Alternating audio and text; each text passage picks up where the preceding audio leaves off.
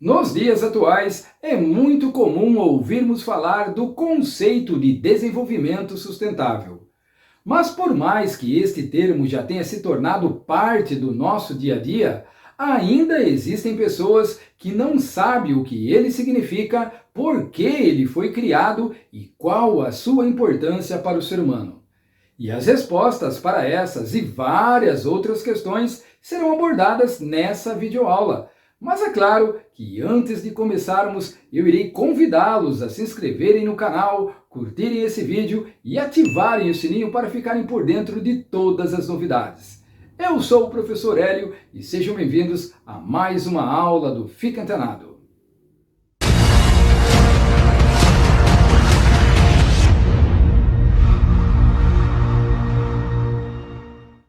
É inegável que desde a pré-história até os dias atuais, que o ser humano se desenvolveu em todas as áreas. No que se refere às moradias, deixamos de residir em cavernas para construir edifícios gigantescos. No setor de transportes, saímos de carroças e pequenas canoas para produzir carros altamente velozes, motocicletas, caminhões, transatlânticos e até mesmo aviões supersônicos. E se antes era impossível imaginar uma volta ao mundo, hoje conseguimos enviar astronautas para o espaço. Sem contar a criação de inúmeros aparelhos que foram inventados para nos comunicar a longas distâncias. Até mesmo a produção de alimentos deixou de ser um problema com o surgimento de novas técnicas e tecnologias que passaram a ser utilizadas no campo. Portanto, ao avaliarmos essas criações, é notável que o ser humano se desenvolveu de forma inacreditável ao longo dos séculos. O problema é que para que todo esse desenvolvimento pudesse ocorrer, o homem foi explorando de forma intensa os recursos da natureza, como se eles nunca fossem acabar ou como se isso nunca fosse gerar consequências para o ser humano e para o planeta. Mas nós estávamos completamente enganados. Principalmente após a Revolução Industrial, quando o ser humano passou a fazer uso de máquinas, os impactos gerados no meio ambiente tornaram-se tão intensos ao ponto de colocarmos em risco boa parte da vida existente na Terra, inclusive a nossa. Pois com as máquinas, o ser humano passou a produzir muito mais e em menos tempo. E por conta de diversas propagandas, as pessoas passaram a desejar e a consumir muito mais produtos. Mas, para produzir, é necessário energia e matéria-prima, e ambos são extraídos da natureza. Portanto, seguindo esse modelo de desenvolvimento tradicional, quanto mais a nossa sociedade produzir, mais ela irá destruir o meio em que vive. Tanto que foi a partir disso que o planeta começou a dar sinais de estar adoecendo, pois o ar começou a ficar poluído cada vez mais com o lançamento de partículas sólidas e de gases do efeito estufa. As águas passaram a ser desperdiçadas e contaminadas, muitas vezes causando a morte de nascentes de rios. O solo tem sido ocupado de forma errada, perdendo seus nutrientes e não sendo mais capaz de produzir. E muitas espécies de animais e vegetais estão entrando em processo de extinção, chegando a desaparecer da superfície terrestre. Sem contar os recursos minerais que estão sendo explorados até a exaustão. Mas se essa forma de se desenvolver nos trouxe tantos problemas que necessitam de soluções urgentes, só nos restou a opção de criarmos uma nova forma de desenvolvimento que nos permita viver em harmonia com o nosso planeta. E é aí que entra o desenvolvimento sustentável. Mas o que de fato é o desenvolvimento sustentável? Anotem aí, hein? A definição mais aceita para desenvolvimento sustentável é o desenvolvimento capaz de suprir as necessidades da geração atual sem comprometer as necessidades das futuras gerações. Em outras palavras, é uma forma de continuarmos a nos desenvolver sem esgotar os recursos naturais, para que as futuras gerações também possam atender às suas necessidades. Tá, mas vamos lá. E o que o mundo precisa fazer para se desenvolver de forma sustentável? Antes de mais nada, seria convencer os líderes dos países que o modelo tradicional de desenvolvimento está nos trazendo problemas altamente nocivos. E foi a partir disso que a ONU, Organização das Nações Unidas, começou a propor reuniões envolvendo líderes do mundo todo para debaterem sobre questões ambientais.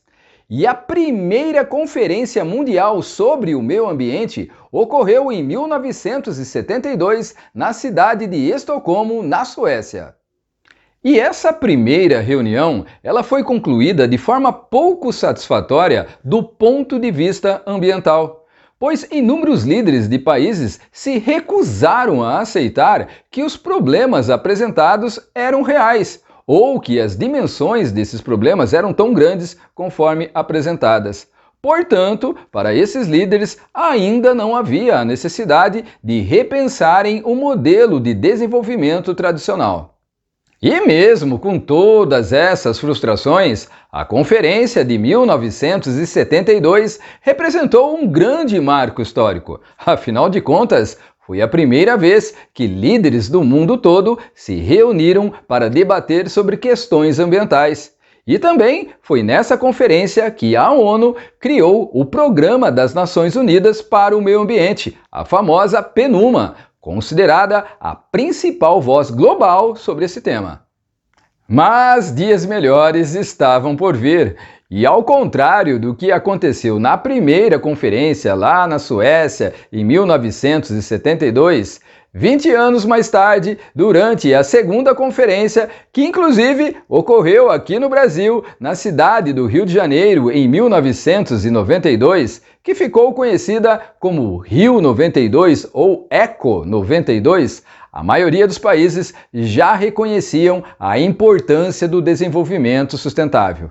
Ainda bem, né?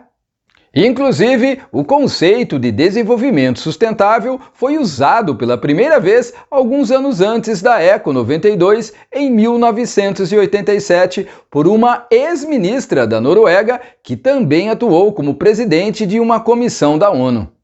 E esse conceito estava presente em um relatório intitulado Relatório Brundtland, também conhecido pelo nome Nosso Futuro Comum.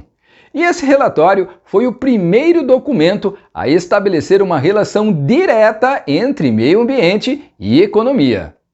Portanto, o que vem se discutindo nessas conferências mundiais sobre o meio ambiente desde a Eco 92 são as estratégias e as metas que os países deverão adotar para implantar o desenvolvimento sustentável e, ao mesmo tempo, diminuir os impactos ambientais.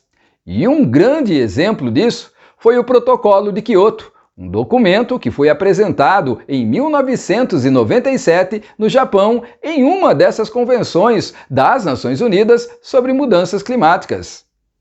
E de acordo com o Protocolo de Kyoto, os países que ratificassem esse documento teriam que cumprir metas de redução dos gases do efeito estufa, que são diretamente responsáveis pelo aquecimento global. Aliás, de todos os impactos ambientais gerados pelo ser humano, o aumento do efeito estufa está entre os principais. E ele merece uma atenção tão grande que eu acabei criando uma videoaula só sobre ele, da qual eu estarei deixando o link no card logo acima. E uma vez que desde a Eco 92 o mundo já reconhecia a importância do desenvolvimento sustentável, em uma reunião que ocorreu em 2015 nos Estados Unidos, a ONU propôs aos países membros a criação da Agenda 2030. E fiquem antenados que vem coisa importante por aí. Aprovada por 193 líderes mundiais, a Agenda 2030 consiste em um plano de ação colaborativo que busca acabar com a pobreza extrema, combater a desigualdade e a injustiça e conter as mudanças climáticas que estão ocorrendo até o ano de 2030. E para que esse plano obtenha sucesso, foram incluídos nessa agenda 17 objetivos que receberam o nome de Objetivos do Desenvolvimento Sustentável. E esses objetivos, eles se desdobram, ou seja, eles se dividem em 169 metas que também irão ajudar os governantes a planejar e a implementar o desenvolvimento sustentável em seus países. Eu sei que muitos de vocês podem estar se questionando por que alguns desses objetivos estão relacionados à erradicação da pobreza, boa saúde e bem-estar, ou até mesmo à educação de qualidade ou igualdade de gênero, e não diretamente a questões ambientais. Mas, como dito anteriormente, desde o relatório Brundtland de 1987, aquele que também é conhecido pelo nome Nosso Futuro Comum, já havia se oficializado que o desenvolvimento econômico e social também impacta de forma direta nas questões ambientais. E uma vez que os 17 Objetivos do Desenvolvimento Sustentável foram apresentados em 2015, tendo até o ano de 2030 para serem cumpridos, como será que anda o progresso desses objetivos nos dias atuais? Vamos dar uma verificada? Um relatório publicado pela ONU em junho de 2024 nos mostra que o progresso de cumprimento dos ODS está insuficiente para o cumprimento da agenda. Apenas 17% das metas estão na direção de serem cumpridas até 2030. Quase metade apresenta progresso mínimo ou moderado, e mais de um terço está estagnado ou até mesmo regredindo. Afinal de contas, sem investimentos maciços e ações cooperativas entre os países, o cumprimento dos ODS permanecerá muito distante, pois essa é uma responsabilidade que deve ser assumida por todos, inclusive por nós. E eu espero que vocês tenham gostado da aula de hoje e não se esqueçam de fazerem aquela gentileza, se inscrevendo no canal, curtindo esse vídeo e ativando o sininho para ficarem por dentro de todas as novidades. Um grande abraço a todos e até a próxima aula!